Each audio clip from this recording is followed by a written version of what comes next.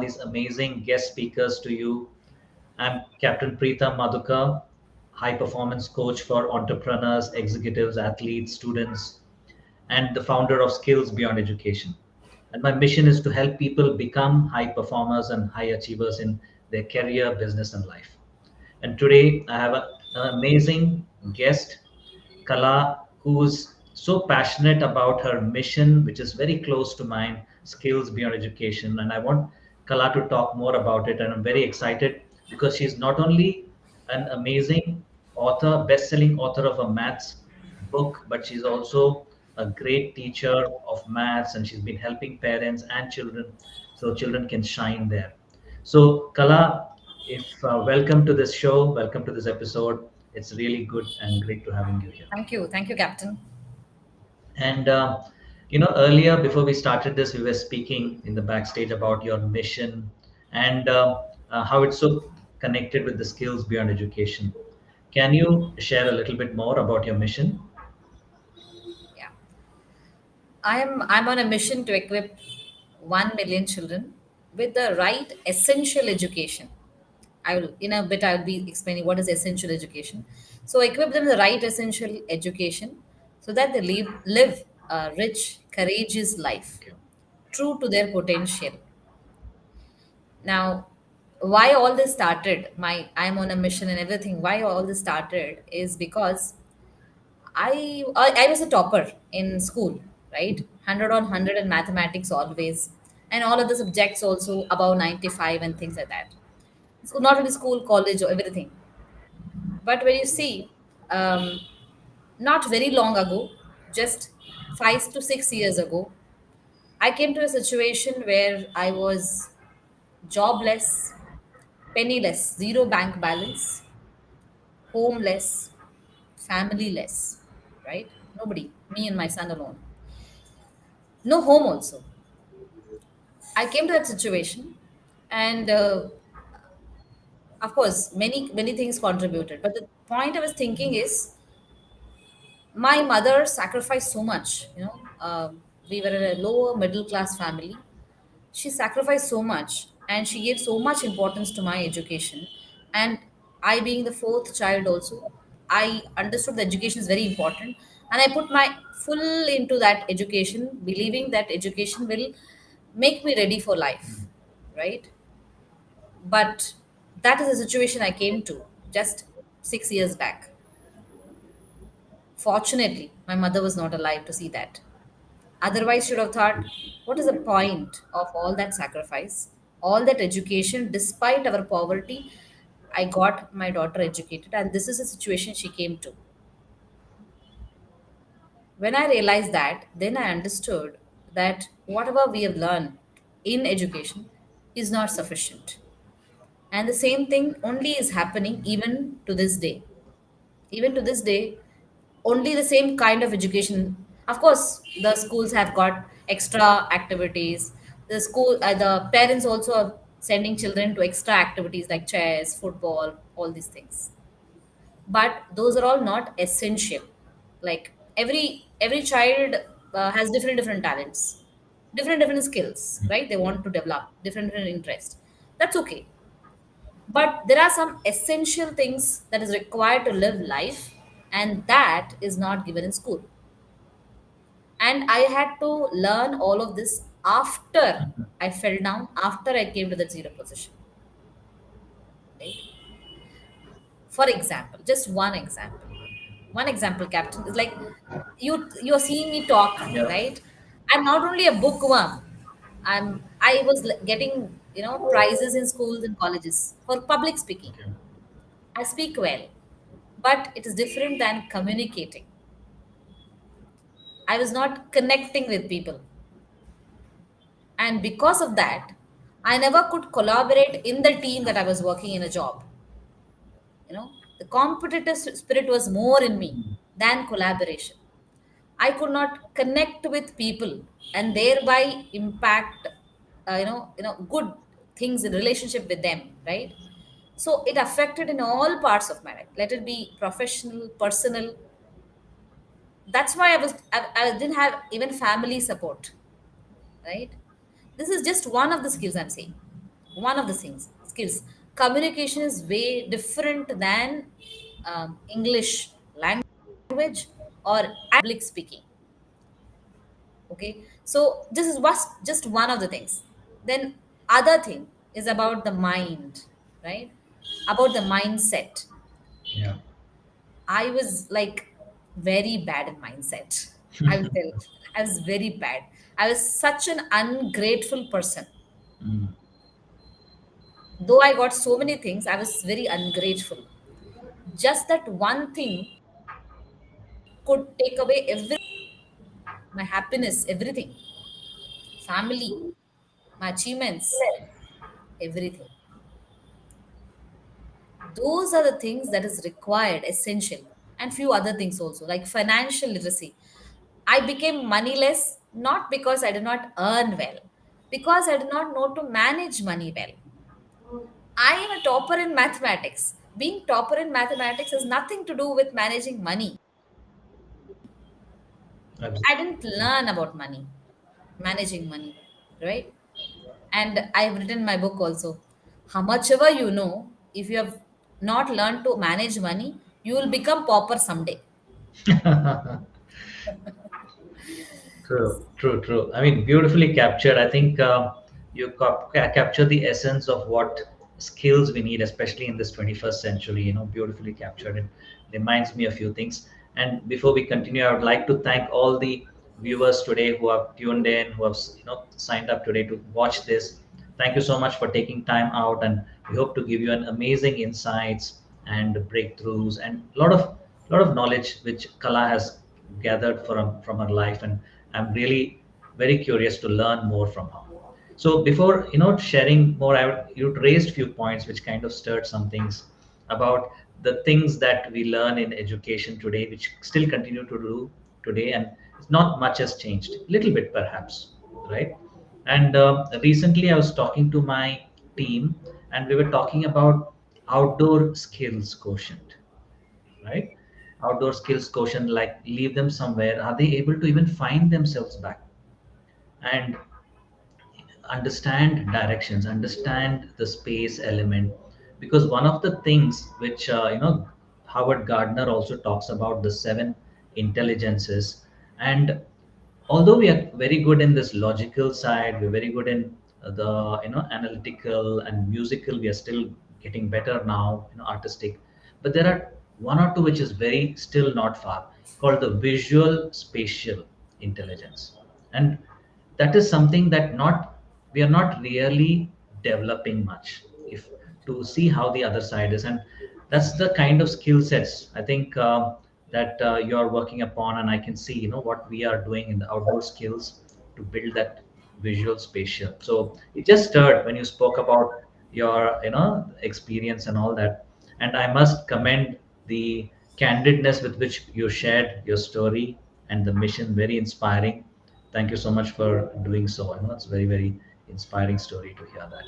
Yeah. And so going ahead, Kala, what would you tell parents? How should they help children prepare? The school is going to do what school is going to do, because they are bound by the syllabuses and the curriculum and the boards and the government. So how can parents then help their children? Okay. So first thing is because I'm a mathematics teacher, very inclined to mathematics, I will talk include the mathematics part more, but those principles are can applied across whatever subject the child is studying. So many parents tell me that they are there's no practicality in what children are learning. Hmm. Okay, and whatever is learning, they're learning with the book. That's it. They're not using in practical life. Now, for such a question, I always ask back. Then, shouldn't you make them use it, Hmm. right? Of course, teachers in school can give them projects, but still there will be projects again that will go back to school only, not in real life. Yeah. So, in real life, to make them apply, parents only have to take the responsibility. Hmm. And for that, they don't have to do anything much, right? They just have to be aware of what children are learning. For example, I had one high school student ask me, ma'am, what is this interest? No, I'm not understanding. Compound interest chapter is very difficult. Then I told, do you know what is interest? I don't know, she said. And she is in ninth standard, right? Mm. Ninth standard. Then I asked, have you ever asked that to your parents or anything? I have asked them. I asked them, and they said, you will learn when you become older, right? Yeah. Now, that child is not aware of why banks exist. Mm, mm, What is mm, the meaning of interest? mm. Now, all these parents also will know. Just that parents have thought that this is for later. This is for later. You focus on your test. Test is coming up. Read for the test. If we just shift that mindset, that is enough. When children are generally curious, and if we take up at least 50% of their questions and try to answer, not even fully answer, try to answer with whatever we know. Yeah. Sometimes parents don't answer because they don't want to show their vulnerable side, that saying that I don't know this. Okay, when my son was very younger, he used to ask me questions, I was able to answer. Now he's asked me some things I don't know. Those are all some new concepts. Okay, Mm. something that has come about now. I'll tell him I don't know. Then he says, nowadays you started saying don't know too much. Then I say, yeah, because I don't know, because these are all new things, right? Yeah. Of course, you find out, I'll also find out. Let's learn together. Yeah. Okay. So when children are curious, answering them, and in this case, then I explained to my student why banks exist, what is the meaning of interest, why do we deposit money there. All that after I explained, that student was more interested in learning the actual subject, the actual topic that I was taking. Yeah. So, to generate interest in children, two things only you have to do. First thing, before a topic is started in a class, anything, let it be science or mathematics, whatever, ask them, or ask them to find out where that topic is used before.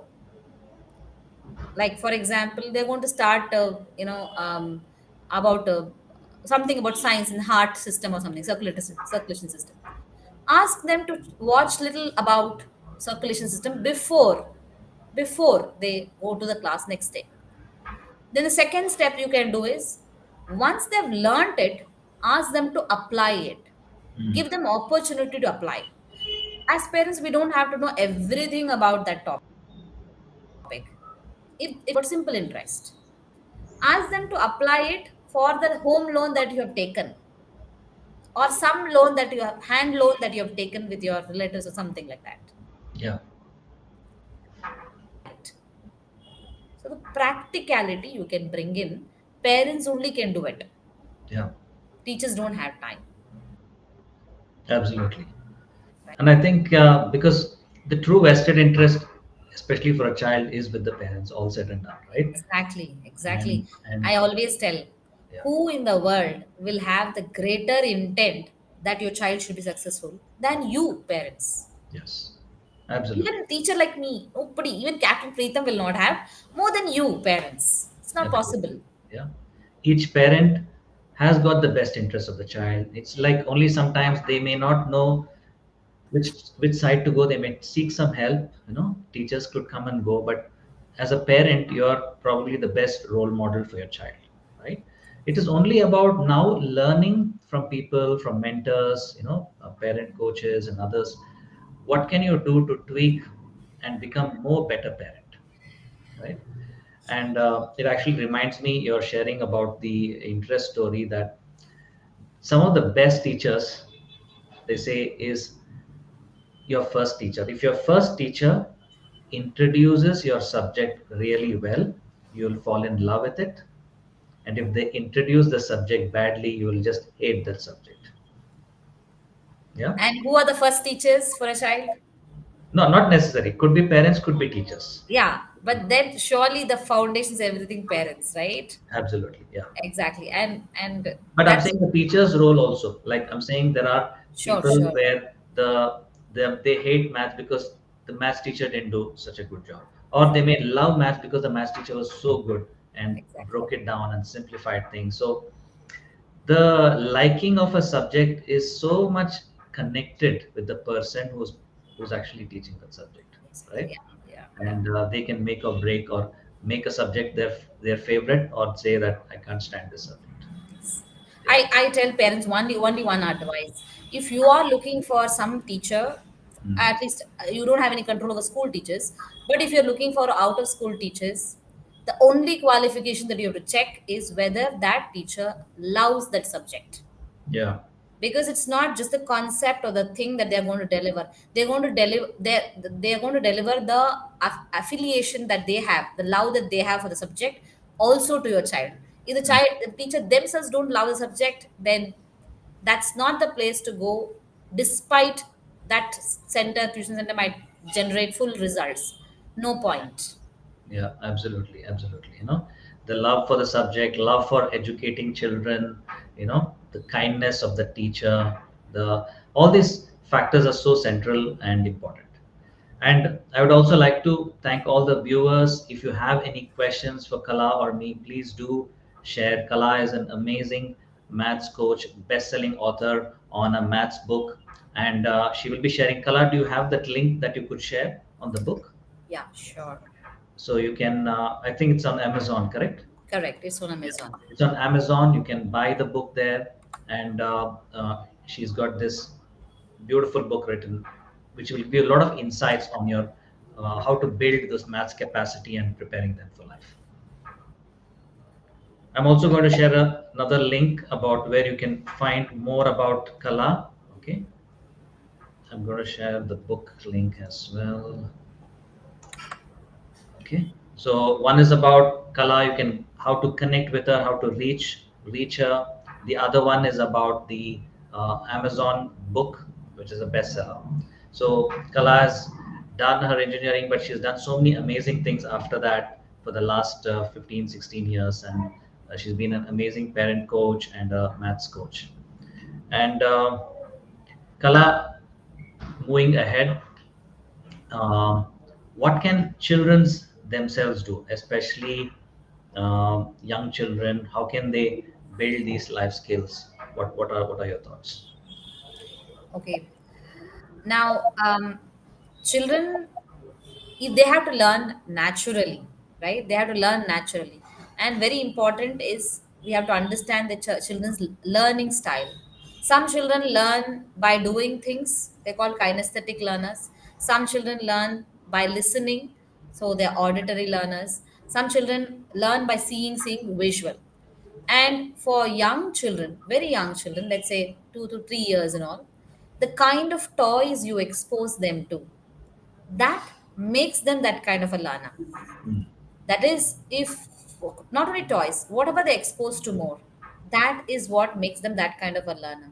So if a child is only watching visual learners, so the selection of toys, selection of activities that you do for your children also have to be like in all categories. It cannot be only visual, it cannot be something only with doing like blocks and things like that.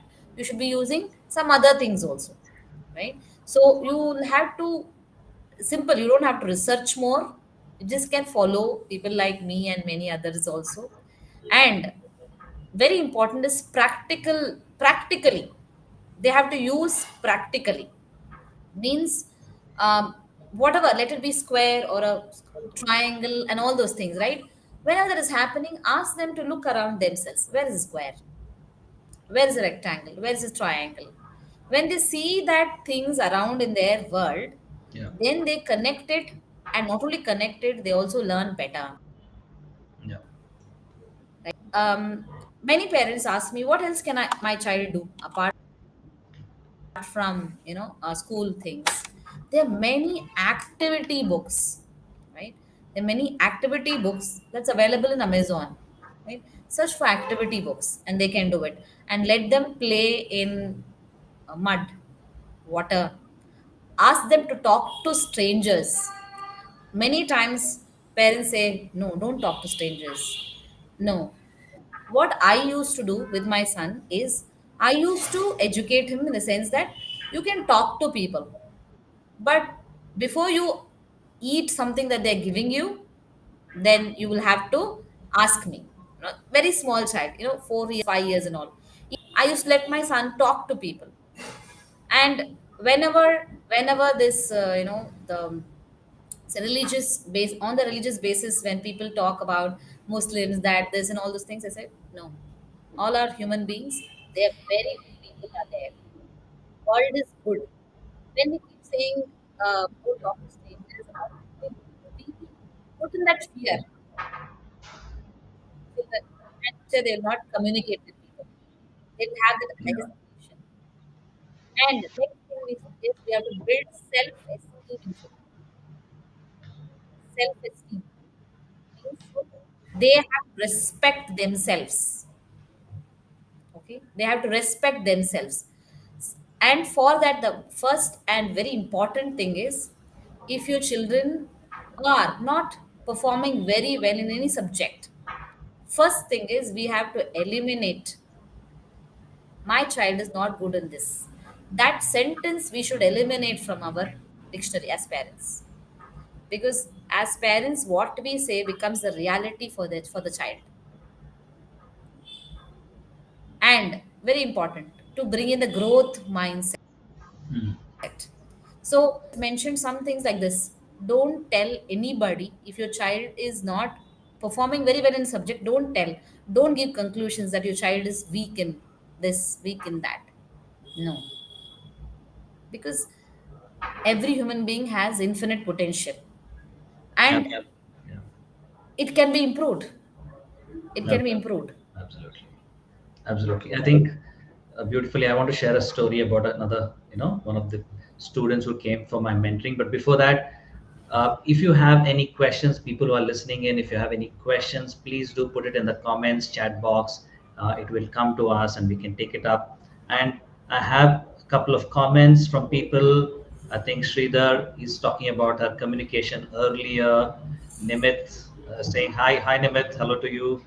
And there is Mamta who's saying that before I share something, I want to take this question, especially for you, Kala. This is what to do if I'm myself not good in that subject, tables, for example, for Okay. a parent. Yeah. Okay. As parents, we might not be very good in anything, right? Some things, and we might be very good in some of the other things. So first, love ourselves. We might not be good in those things, but that doesn't mean we cannot. If I ask Mamta, can you learn maths tables now? Yes, you can, because you've learned so many other things. You can still do that. So it is not required that you have to be good in something to make your child good in that thing. For example, my son is learning Vedas, and I don't know anything about Vedas. I'm zero in that. Okay, I'm zero in that. But then I tell him only one thing: the foundation is whatever your acharya, the guru, is telling in Vedas, you have to follow. Let it be, he says, come at 5 o'clock in the morning, or whatever he says, practice 10 times, whatever he says, you have to do that. And and whenever he's going in the beginning, I used to support him. Now I leave him on his own. So see, I don't know Vedas, but my son is learning Vedas. I don't know Japanese. My son is learning Japanese. So it is okay that we don't know something. You can tell your children it is not necessary that everybody should know everything, but maybe this is required for you in your life. So learn it. Okay. Or you can also give the example that because I don't know this, I'm not able to do this. So in that way also you can inspire children. Sharing vulnerability is the basis for a good relationship. It's a basis for good relationship with your children. And when you're sharing your vulnerability, when you don't know something, also telling children that, yeah, I don't know this, but because of this is happening, but if I have to learn now, I will learn it. If you tell this kind of thing, that children think, okay, and they'll also learn it. Simple. Absolutely. I think once children also realize that parents, they have good intent, but they are human beings. They have their flaws, they have their weaknesses, especially for a teenage child and older kids. And showing that vulnerability is absolutely brilliant. I think completely concur. That's what, sometimes I tell the parents that who come to me, that show that side for a teenage child, and let them know that you're you're also fallible. You have your flaws, right? And let me just reintroduce Kala for those who may have been just joined in here. Kala is a maths whiz, maths coach, parent coach. She's a best-selling author, and it's amazing to have her here. And just to introduce myself, I'm Captain Preetham Madhukar, an elite performance coach who helps entrepreneurs, executives, students, athletes rise up to this best potential, become high performers. And I'm going to share a link here about how to find us. It's called skillsbeyondeducation.com. You can find more about us, more about what we do there, and maybe even connect with us. So, Skills Beyond Education. I'm also author of the book Three Culprits: Laziness, Fear and Doubt, a self-help book, which is available on Amazon. So let's continue, Kala. And thank you, viewers, for taking time out. It's amazing always to have you. Please drop your messages, your comments. Give us a like if you like this, what you're getting. Share this with others. You'd be helping us a lot to reach this message to many more parents, many more people in whichever channel you're watching this. So, Kala, I have another question. I think this is from Mamta. I think part of what you just shared. I told him it's part of life skills. He has asked me, how much am I using them? I think Kala has already shared. Be vulnerable. Tell them that this is what it is. You're using what it is, but sometimes you have to prepare. Not everything in life you have to like, right? Sometimes you have to do things what you don't like, but you have to do them because it's your job, it's your duty. Maybe as a child, it's his job to study that subject and pass on so you can do other great things, then that becomes part of the job, part of your duty. Because today we have sometimes made that like is so important. Everything we have to like to do, not necessary, right? You have an old parent, a pet you have to take for a walk. I don't like to take it, but you have a pet, take them for a walk. You have a parent who's ill, you need to give them some medicines. Aged parent, then do it. You may not like it, but do it. So that's the value system you need to give, the skills beyond education, and that's what they will take away for themselves. Very rightly said, Captain. Yeah, we have to. Very rightly said. You strike down the nail. Now, parents think mostly that only if children are interested, we should make them do. No, of course, generate interest in them. But if they're not interested, also they might have to do. For example, if they go further in the job, they might not like to do the Excel sheets and presentations, but still they have to do that. Otherwise, it's the job is not complete, isn't it? Absolutely. Yeah. So like is important, but once we committed on the journey, then we have to stick on to it till it reaches, and then we can have a choice of saying, I don't want to do it anymore. But during that voyage, we can't jump off the ship. There is nowhere to go but into the sea. And so, from that aspect, I think being vulnerable, telling them to stick to their job. For a child, the duty or the job is to study, and they must do that. So I have another question. This is from DKS. How can we encourage a 10-year kinesthetic learner? Please share. Hey DKS, if you can also share some context, that will help. But if not, probably we will just give a very generic answer at this point. Kala, yours. Okay, so the number one, I say this is the Brahmastra that parents have. With this, you can motivate any kind of child, for any subject, for anything. They can become lifelong self-motivated children. And what is that? And that is you, parents. Your story, why you are making them study, and what was your journey as a student, and that studying where that education where it has led you, right? Example, I told my story. Though education, I was topper, I came to the zero position. I share that with my son. You could have been a success in your as a student or as a failure. Both can become inspirational stories for your children. If you have been a success, you can say that I have got this much and I want you to go more than that. Explain your story to them. Okay. Or if you have not been so very successful according to you, you can say that I have not been successful because of not doing this, but I want you to become more successful than I am, right? Either way, your journey, your story as a student can motivate your child for lifelong. And one more thing that to include to motivate your children is Tell them the sacrifices that you're making, the compromises you're taking, right? For example, you are compromising your whatever health or something and working long hours so that you can get that hike, so that you can put your child in that good school. Your child will not know until you tell them. Tell them. And many parents they say that why should we say our sad story to our children? And as parents, it's our duty to do all of that. Why should we boast about it? It's not about boasting. It's about making children know the value of it, right? The value of what they are getting. And in your old age, they should respect you. And for that, they should know and remember what all you have done. And if they don't know, they just cannot connect with you. And I'm not saying tell it egoistically or tell it while you're angry at them, I'm doing so much for you. Not during those times. Calmly calmly with emotion, you tell them, or I'm doing all these sacrifices because I was not able to do or get or do something. I am making sure whatever happens in my life, I want you to get this. Yeah. Tell that in an emotional, very calm way, and you will see your children will be self motivated, encouraged for any kind of learning. They will be, So because they love you, right? brilliant, brilliant. And DKS, just to share a few thoughts. I mean, Kala has already shared some amazing inputs.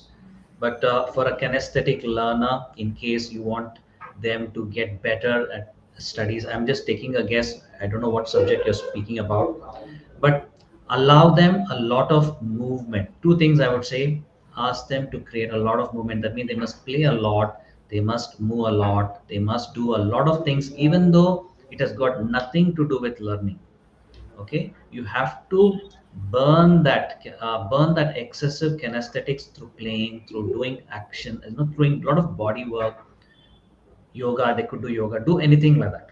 The second thing that I would advise is, when they are learning, allow them a lot of movement. Let them walk around. I know it's not possible for all subjects. If you're doing maths, you need to probably sit and work. But let's say it's a some studies that they can just read up, history or science or something like that. Allow them a lot of walking. Let them hold the book and walk around, pace around. Remember, sometimes you may be having your friends or you yourself maybe one where you would like to walk around and read and study, by heart something.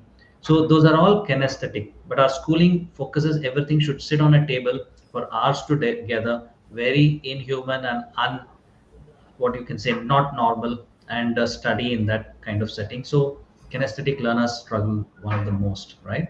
So you can't do much in school because, like I said, school will do what school does, and but at home when children come, allow them to walk around. Okay, they don't have to sit on the table. Don't be like, Hare, sit on the table and study. Say, okay, you take the book, walk around the house here and there, and keep reading it up. Their learning capacity will build, because when the kinesthetics, the left leg keeps moving, right leg keeps moving, you're not stationary, your learning capacity builds. For such kinds of learner, I've observed that they definitely will improve. Okay, I'm not saying they will suddenly turn the thing, but definitely you'll see marked improvement. So I hope it helps, DKS. I hope you got some value here for your child. Captain, I just want to add one thing. My student was a kinesthetic learner, and the same multiplication tables, the child was not able to grasp or learn. And the parent was making them sit and tell it again and again. It will not work because he's not an auditory learner. Auditory learners tell, and learn. And multiplication tables, everybody thinks that they should tell and learn. No, Yeah. what we did is I asked the parent to the stick the tables, right? Three times one, three times two, three times three, the stickers, no papers. Stick it on the staircase. And I asked the parent to climb up, and reading that climb up. Mm. Read, and while coming down, he's learning the table of four, right? Yeah. Four times one. So with that, he was able to learn till table 10 or anything within a week. Was Nice. able to do. Superb, superb.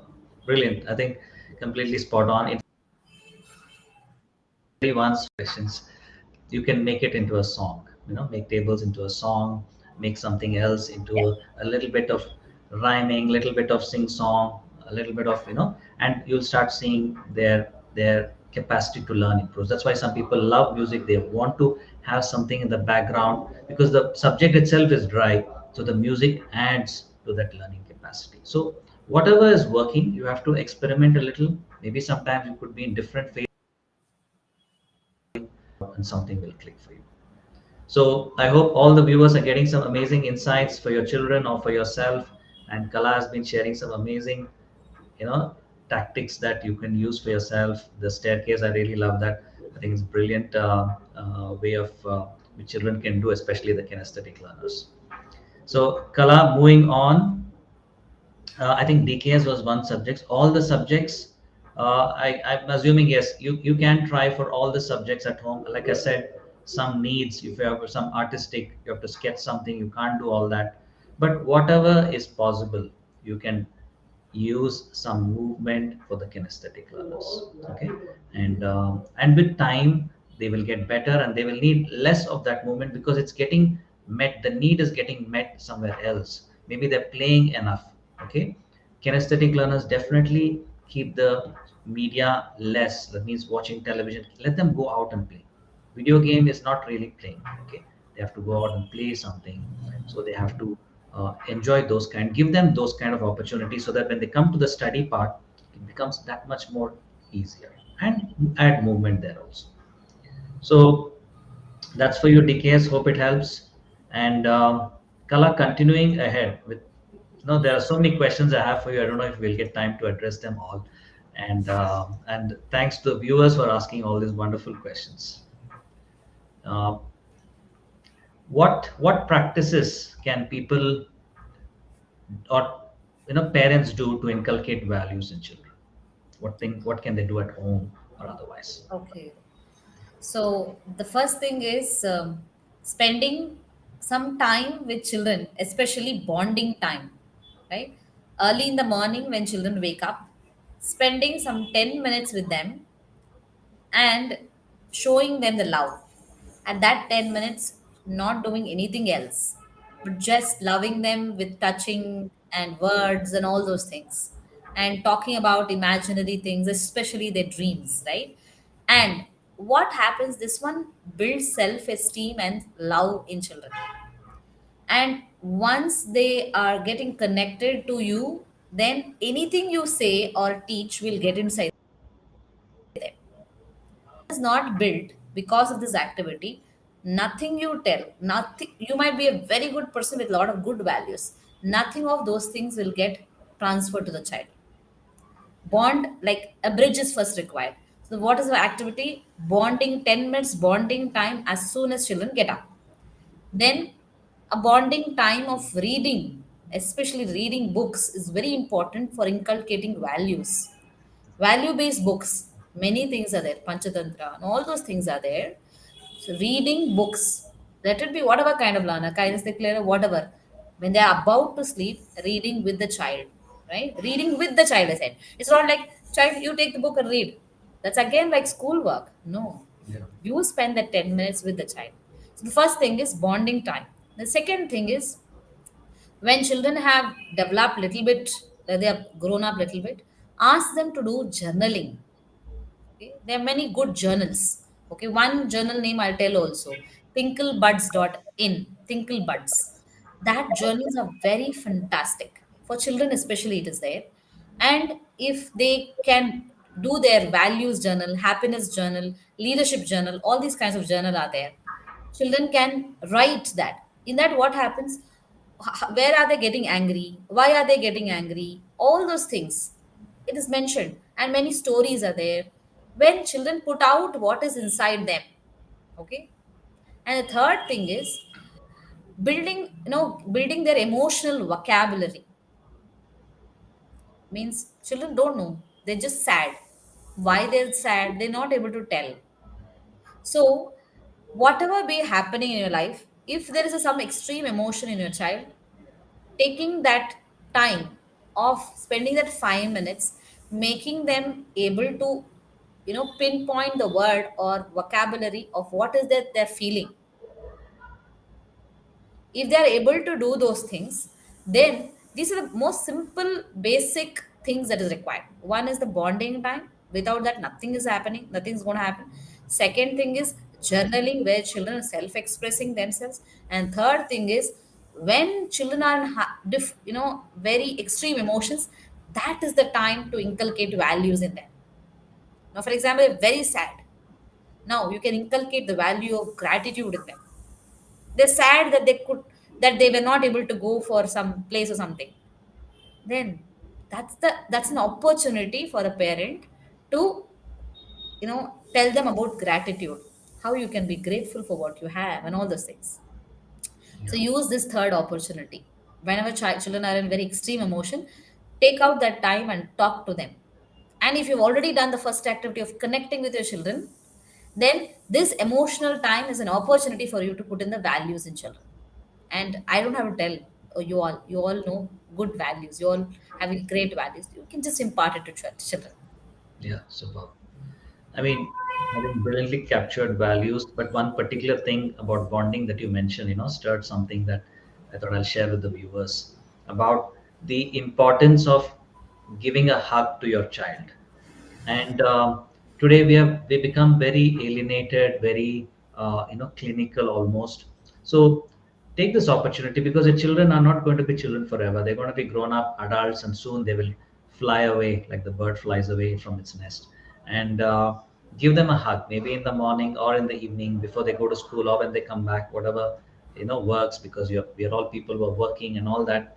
So give them a nice warm hug, you know because that warmth builds that emotional capacity, gives them that kindness, gives them that connect with human beings, which no just verbal conversations can give.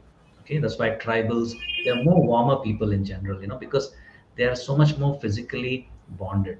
So give that warmth. Warmth is so much of an important element to build in ourselves and in our children. So give them that warmth. And the other thing that I would also like to talk about is giving them, like how you mentioned, the emotional capacity. Building that emotional vocabulary is so much more important today if they have to express themselves freely. Okay, being vulnerable, sharing them yourself, so they understand how you're sharing your sadness. What are you, the richness of sharing your happiness? How are you sharing those happiness? What are the words that you're using? How are you describing all that? The children will pick up, because they imitate us. They learn from imitation, they learn from observing. So all these things can come. So give them that warmth, give them that hug. I think that itself, you'll find both healing for you, healing for the child, and definitely make them into more better human beings. So Very good, Captain. I just love this idea of what you're saying, hug, because I just remember just before the session started, my son was like, "Give me a hug." So it's like, okay, so we make it. So, how many times do we tell our children, "I love you"? Very important. And I'm telling you, this like it's like you're putting in account. How many times you tell that? That many times they are going to tell us back when we are old. mm, Okay, that's all emotional currencies that we are adding in account. yeah. And how many hugs we are giving, that much reciprocation we will get when we are also old. Yeah, absolutely, absolutely said. And just that, it's just warmth, warmth of a human being. Why do we crave a touch of another human being? Why do we crave the presence of another human being? The warmth, that individual. We can talk to walls, we can talk, but it's not the same when we talk to another human being. The warmth is there, right? That's why that's really a rich experience only a human being can give, right? So just to share, I mean, people, if I know there are a lot of amazing questions coming up. Thank you so much for that. And make sure we still have a little bit time to go. Do give this a like, do give this a share, follow the pages or follow the channels wherever you may be watching. It will really inspire us and motivate us to keep bringing such content, bringing some amazing speakers like Kala and so many more. And there was one question by DKS, I think, about the website. It is Skills Beyond Education for Personal Growth and Development.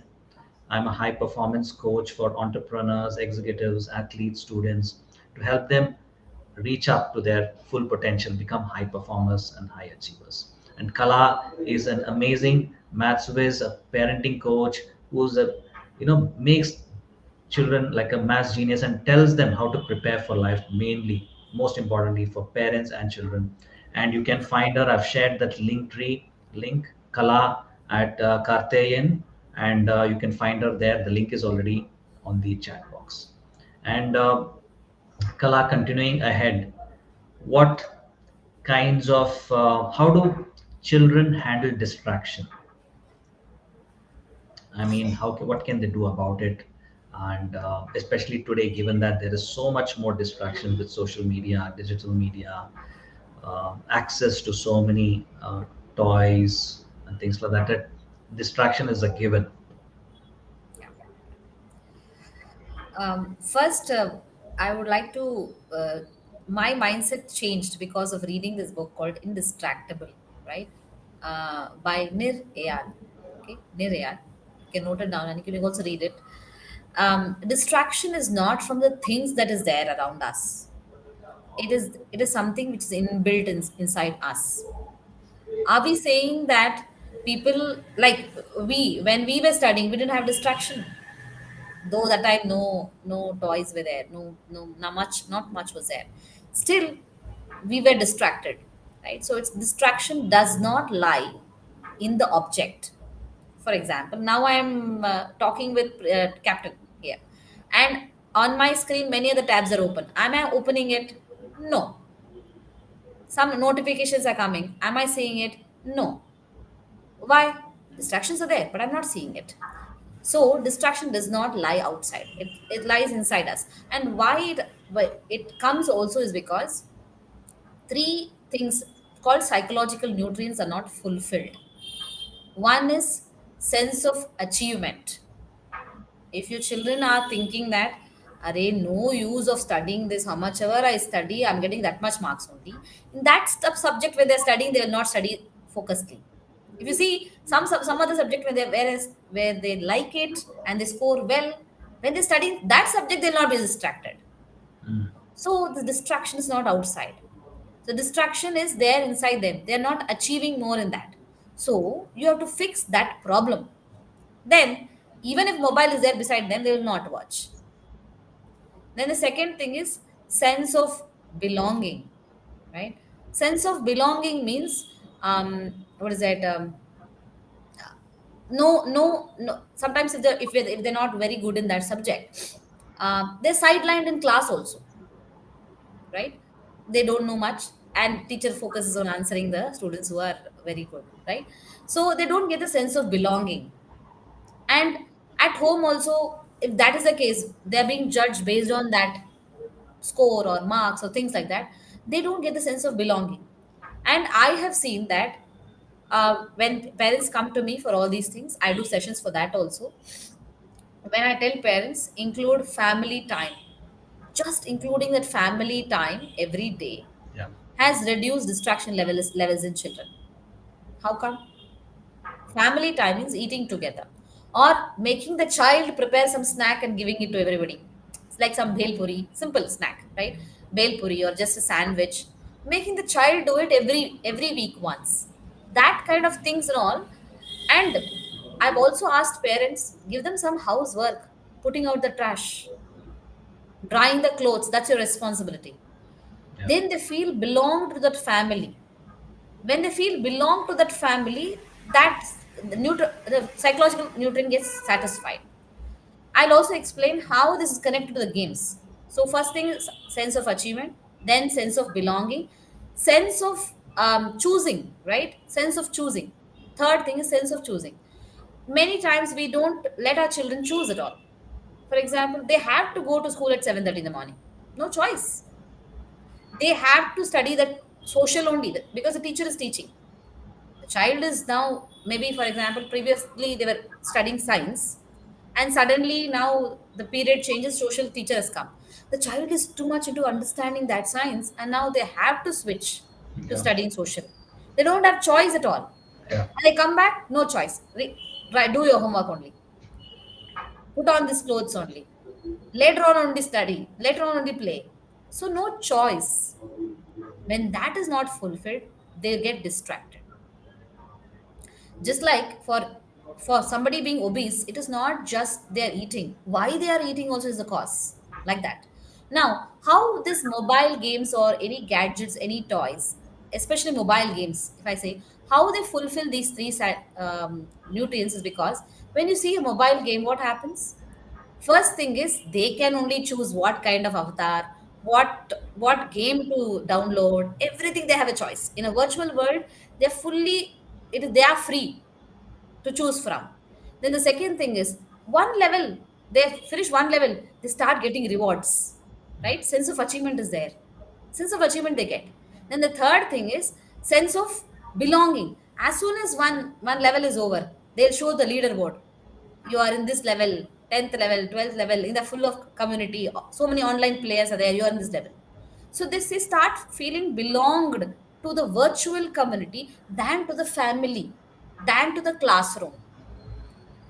Because of these three psychological nutrients getting satisfied in the mobile game, that is why they're going to mobile game.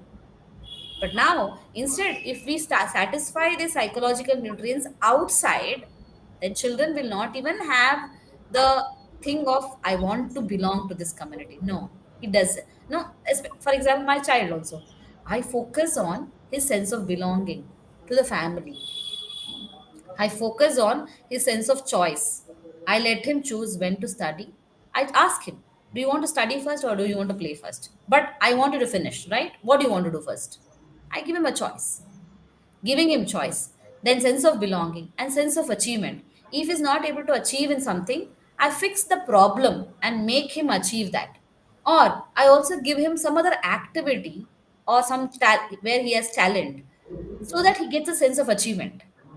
Now your child will be very good in sports and maybe we are not giving them at all the chance, so they go to mobile, right? Because they need that. It's a nutrient, just like vitamin A, vitamin B, vitamin C, it's just like that. We need that nutrient, and that nutrient is not there in their real life. Then they search for it in a virtual life and they get it there, and they stick it there, they stick there. That's all. There's nothing more different, right? We want more in detail. You can my social media, then I give personalized plan also what you can do, so that children don't even feel like taking the mobile also. Superb, superb. I think I'll just share Kala's link again where you can find. Uh, Kala, if you can also share that link with me, I think I do have it. I have Yeah, got it there. Yeah, book, the book link. the book link, right? Yeah, it's on Amazon, and I've also shared the link where you can find Kala and connect with her. She's an amazing parent coach, and she will give you a lot of insights for yourself. And just to read some comments, we have some comments here which I just probably skipped that time. Mamta says, "Thank you so much for the advices and things that we shared." DKS, okay, he says, "Sure, we'll apply this tips. Thank you so much, sir and Kala ma'am." And DKS, is it okay to listen to music while reading? Absolutely. You have to see which one is working for you. Is it improving or are you getting distracted? The answer will give you clarity on whether you should listen to music. But at the same time, keep it light, I would advise, so that it's not becomes the primary focus from your studies. Little bit light music is good, and it can motivate you. And Tiju says, I used to move around while studying during my school days. Glad to know this is an effective way. Welcome, Tiju. Hope it got some clarity and breakthroughs. And Mamta is like beautifully explained, ma'am. Thank you for your nutrient insight. Welcome, Mamta. Glad that you could get all these insights. Please don't forget to like this. Don't forget to share this so more people can benefit, more parents can benefit. Maybe it was that just one message they were looking for, like how DKS was looking, or Teju or somebody. Maybe they would get that breakthrough for themselves and make sense of things. So do follow, do reach out to us. I've shared my own website called skillsbeyondeducation.com. Once you visit that, you'll get more information, and you can connect with us there. So Kala, for before we come to the close, any final thoughts on how children can prepare for the coming days, coming years in their life? So many things will be changing in life, right? Now AI has come. Previously it was mobile, Android, right? So Yes. Android, remember Captain? It was like Android. Everybody was into Android app development. Few Yes. years back, just some 7 8 years back, Mm. everybody was into Android app development. Everybody's trying to do that, and now everybody's trying to do AI based things, right? They're doing. Mm. So those kind of things will keep changing, right? It will keep changing. But one thing I'll tell you, one is thing is irreplaceable. That is what human beings can do. What are the things that human beings can do that machines cannot do even now? Is having creativity. So ensure that your children improve their creativity. How you can do it, follow us and do research and things like that. But we're just giving you one, just the direction we're giving you. So creativity is something machines cannot do. And that can happen only from the human brain. Irreplaceable it is. Then the second thing is emotional intelligence. You know, you can replace any kind of bank employee, but you cannot replace a manager because he manages people, manages things, manages customers, has that human connect and all those things, right? So that the emotional intelligence, leadership qualities, these things are irreplaceable, right? And the third thing is put in some important essential things in your children's life. Essential things, for example, mindset related things is very, very essential. For especially mind, I talk in my book saying there are six powers in mind called imagination, intuition, will, reason, perception, and memory. These six faculties, how you can improve. Then the third thing among all the thing is third thing is essential education, where one is about the mind. The second thing about the financial literacy. Every child has to deal with money. So start educating them, giving them financial literacy. And one of the other educational essential education is spirituality. Very, very important, because without spirituality, children, they could have achieved anything, but they will not know how to be happy, because happiness does not lie in even in the achievement that I've made. It lies inside me, irrespective of I made achievement or not. And for that, spirituality is the basis. And spirituality you have to give children. So I talk about three M's: M, and S. Math, because it's there in every career. Then it's a mind, about the mindset.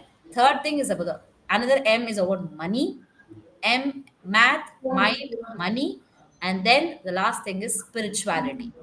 So these four at least is the essential of all. So give this. It is a foundation. This will never change. AI might change. AI might become something else. But this four will never change. It's essential. Absolutely. I think once people learn the skill set, the mindset for living in any kind of environment, then it doesn't matter the external things. Even if they changes, they will be able to survive, manage that uncertainty. Brilliantly put, Kala. It was wonderful having you here, getting all these insights. I'm sure many people have got just the things that they came here for. Thank you to all the viewers who have taken time today to be here with us. I'm really glad and grateful to you. And this show and will be available both recorded, and if you've been live, then I'm sure you've asked some questions, and if not, the recorded will be available on the channel. Do give us a like, do give this a share, and do follow so you can get more such amazing sessions coming your way. Thank you so much, everybody. Wishing you a wonderful evening. Thank you. Thank you for spending so much time with us. And thank you, Captain, for inviting me and letting me share my wisdom in my life. And that's why we are here for. Happy to share all those things. Thank you for giving me the platform. Thank you, Kala, for being here, taking time out. Really wonderful. Bye bye. Bye bye, Bye bye. everybody.